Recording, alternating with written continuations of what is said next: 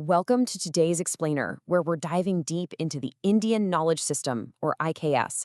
We're going to explore a massive holistic ecosystem where philosophy, science, art, and governance just completely blend together into one of the most comprehensive knowledge systems humanity has ever developed. But before we really get going, I've got to ask you a question. Where do you think the concepts of zero, the decimal system, or even the early foundations of calculus actually came from? We always kind of assume they're these distinctly modern Western inventions, right? Well, as we're going to see, the historical reality is way deeper and honestly a whole lot more fascinating. To unpack all of that, this explainer is going to take a roots to fruits approach. We're covering 5 main areas today. 1. What is IKS? 2. Philosophy and spiritual roots. 3. Pioneering ancient science. 4. Arts, language, and society. And finally, 5. Its modern global relevance. Basically, we're tracing how ancient philosophies organically branched out into groundbreaking science, blossomed into rich arts, and yielded a harvest of real solutions for our modern world. All right, let's jump straight into section 1. What is IKS, the living ecosystem? The sheer scale of this is just staggering. We are talking about over 3,500 years of continuous, unbroken knowledge, tracing all the way back to the Vedic period, well over a millennium and a half before the Common Era. And this isn't just a collection of dusty old trivia. It's a living, multidimensional body of wisdom. The core idea here is that you literally can't compartmentalize knowledge. Things like metaphysics, medicine, and math, they're completely intertwined with spiritual inquiry and everyday practical living. So, moving on to section 2, let's dig into the roots of this tree, the deep philosophy and spiritual roots that grounded all of this ancient thought. You really can't talk about the Indian knowledge system without understanding Dharma.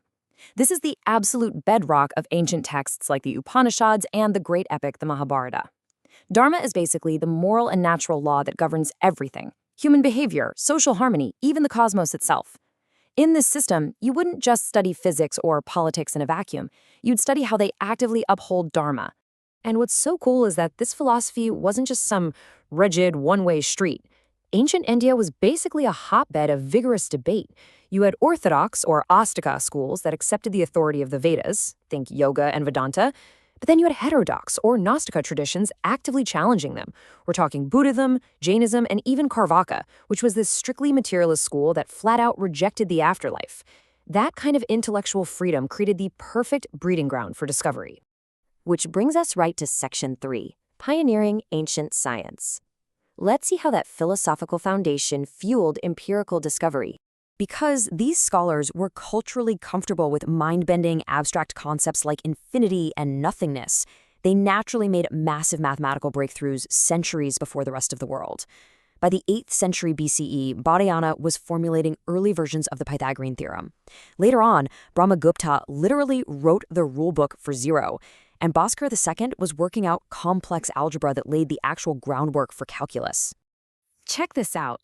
In 499 CE, the brilliant astronomer and mathematician Aryabhata calculated the solar year to be exactly 365.358 days.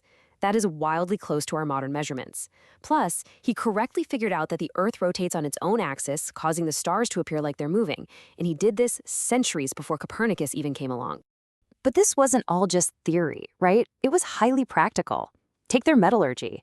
The iron pillar of Delhi is made from this incredibly advanced alloy of iron and phosphorus.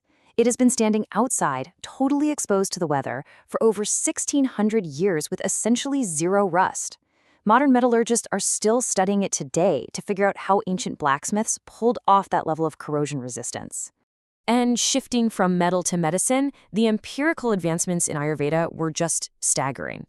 The Sushruta Samhita, written thousands of years ago, wasn't just a book of herbal remedies. It detailed complex surgeries, mapping out over 300 procedures and using more than 120 different instruments. They were even performing early techniques for rhinoplasty.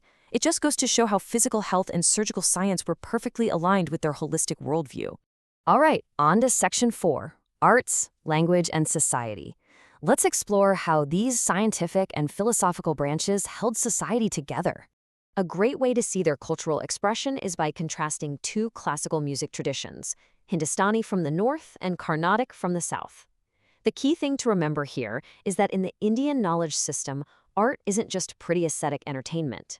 Music and dance are considered a sadhana, which is a rigorous spiritual discipline meant to create cosmic harmony and evoke deep, profound emotional states, or rasa, within the listener. Now, looking at how society was structured, the historical sources impartially explain that ancient governance was partly organized by the Varna system. Initially, as outlined in the text, this simply reflected a division of labor tied to someone's specific societal duties and their dharma. Brahmins focused on knowledge, Kshatriyas on protection, Vaishyas on commerce, and Shudras on service.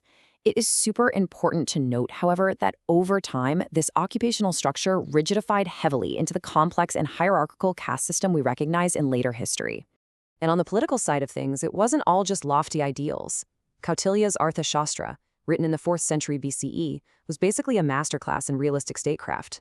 It balanced some pretty harsh realpolitik, like maintaining robust spy networks and managing circles of rival kings, with the ultimate moral welfare of the public. The ruler's absolute main job was to maintain dharma, even if they had to be ruthlessly efficient to keep the state secure. Which finally brings us to Section 5, Modern Global Relevance, the harvest. Why does a 3.5 millennia-old ecosystem actually matter to you and me today? Well, there's a direct bridge from the ancient to the modern world here.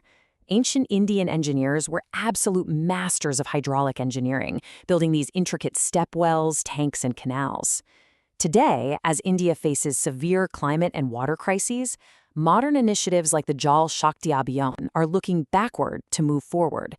They are literally using these ancient, sustainable water conservation models to fight 21st century droughts. So the Indian knowledge system definitely isn't just a museum piece. Its principles are out there actively solving problems right now. Ayurveda is being integrated into global preventative healthcare. The ancient text of Vrikshayurveda is giving us actual blueprints for chemical-free, sustainable farming. Yoga and mindfulness are being used clinically to treat modern anxiety and PTSD. Even that ancient metallurgy we talked about is inspiring eco-friendly, durable construction materials today.